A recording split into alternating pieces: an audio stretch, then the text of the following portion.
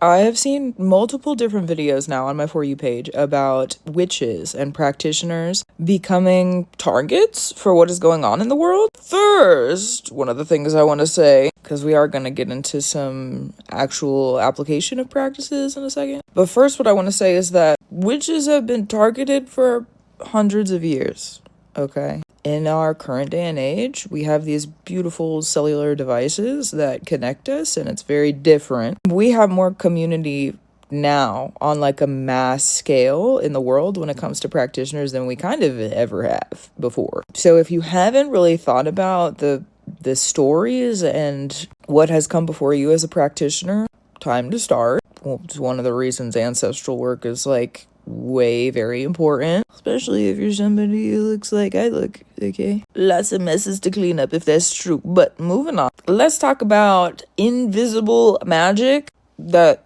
can really help you. Possibly. We're talking about pre-measures, okay? Things to do starting now if this narrative ever becomes the truth. And if you fit into any of the other categories that are already being targeted, then this is already happening. So the fact that you have the privilege to not have been targeted yet, okay, also something to check in on. Not here to shame you about it. Not a judge you. One of the things that you can do before you do your laundry, you pray over it. You pray for the image that, and this would be technically glamour magic, okay, but for protection. You pray over not being seen, only being seen at the right place and the right time for you and in the highest elevation, however you would pray to the highest. My circle of words is in the highest elevation, worded encompassing love, truth, free, honor, glory, elevation, gratitude, reverence, justice, magic, spirit, liberation, free, and love. You thank the water, give gratitude and reverence to the spirits involved in the highest elevation and to the machines and the technology, the electricity, okay, the whole lot of it. And you pray for what you need your clothes to do. And may it be as easy for you as it possibly can be. Putting that within a prayer helps. May it be as easy for me as it possibly can be. Okay. Another thing you can do, take your broom, go outside. Honestly, this is probably better done in the darkness because it's dark outside. If you want to get really specific and you have the ability to do that, using a darker mooned night is also going to be something that's going to help towards the end of the moon cycle. Sometimes you got to get specific with it. But if you need to do it right now, do it now. Okay, so there's that. Don't wait for the transit if you don't need to. Immediacy, urgency, sometimes necessary. You go out, you find the furthest starting point that you're comfortable with, especially at like a convergence of crossroads. Could be like where sidewalks come together at the nearest point of a singular path toward your house and your driveway, okay? If you have a singular path that you have to walk to get to your front door, then wherever there's multiple paths that come together to meet that one, start at that point. Hopefully that makes sense. Go out to that point and you're walking backwards. Okay, you want to walk backwards, your back toward your front door the entire time, or as close to the entire time as it makes sense. And you sweep.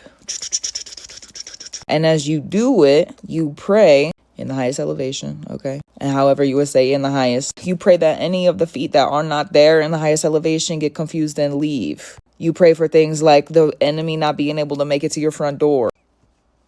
There's a lot more you could pray for. Get creative, okay? Let Spirit help you. If that is so put on your heart and your head to go and do. Okay. You can also take your shoes, the ones you daily use, okay? You could do it to multiple pairs. Also, wait, let me go back. The reason that the broom thing, that you would want to do that at night and not in the light, is because then the shadows can come up and get real sneaky. The end of the moon cycle, if that so fits you, okay. Again, urgency sometimes is needed over waiting for a transit. And also, if it happens to be at the end of a moon cycle and you're using a darker moon to do that, it will help with totality and removal. It'll help with both of them. Okay. Shoes, let's go back to that. Water. You need more water. You could do this with a white cloth. I would not want to use that white cloth for anything else afterwards, so you could use your hands if you want to, okay? Feel through it, what feels good for you if you do this. Around the shoe And then the bottom of it, you know how there's like the gum soles, like on the, you know how it's like rubbery, or there's an edge to the shoe, right? Okay, around the shoe and then on the bottom. First and foremost, in the highest elevation, and give your gratitude, your reverence, and your love to the water, to your path, to the shoes, okay?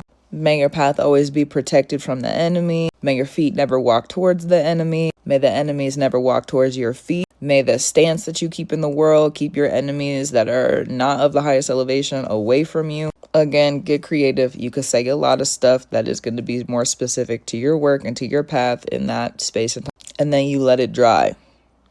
Air dry it. If you flip the shoes so that the soles are up, that would also consecrate the work if you wanted to pray specifically about it, so that anything worked against your path could now be within reversal. Protect yourself, okay? Magic has been and always will be a weapon. Always. And if you and your family and your loved ones are under attack right now, and or thinking about, because of what's going on, the possibility of witches becoming a targeted demographic or a targeted group of people, welcome to the world that we live in. Sometimes it's a scary place to be, but you know what? If we don't look at the reality, then we choose to be ignorant. I don't know about you, but I know about me, and if I do that, I get corrected by the spirits real quick. They don't play about that around here. There's a lot of other work that you could do, okay? This is going to be 3 different things you could do to consecrate sort of more long-term, integrated into your life, protective work. There's ways to use kind of like all of the tools that I've just spoken for things that are like you use it for prosperity or abundance, or you change your prayers up if like in the middle of it. The work is neutral until you ask for it and tell it how to work. The work is neutral until you tell it how to work. So if you find yourself looking at these tools, there are other ways to use them. We are talking about protective. And if you take out the prayer of protections and place it in with something else that would make sense, the work is neutral till you tell it how to work. So if you tell it how to work differently, it's going to work differently. I did sort of like put some details in there that would be more specific to protection work, right? But you can mix that stuff up if you need to. Gratitude, reverence, and love to you. Stay safe. Please take care of yourself and the people that you love and care about. We're in a strange time right now. We have been for a while, is the thing. And the other part of this before we leave, okay? If you find your gifts are what they are, remember that those gifts work without those physical consecrations. You can tell the work to work. If you find yourself in a situation where suddenly you don't have time to do any of those things, if you're someone who's been practicing, learning about what you do, then you know what you do. So you can use those skills without ever picking up. You are the magic, okay? Without ever picking up a tool in the physical. Granted, do some rituals need it? But for instantaneous stuff that needs to be done right here, right now, you're not always going to be like, just practice how you know how to, okay?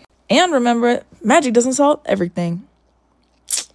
You ever seen the Magicians? When Julia gets into the hedge witches, sometimes the solution is not magic. Sometimes magic is the distraction. Keep that in mind if you're going through something that you're thinking about. Magic can do a lot of things, but if somebody else has decided to walk against you, that's a human thing. That's a human right.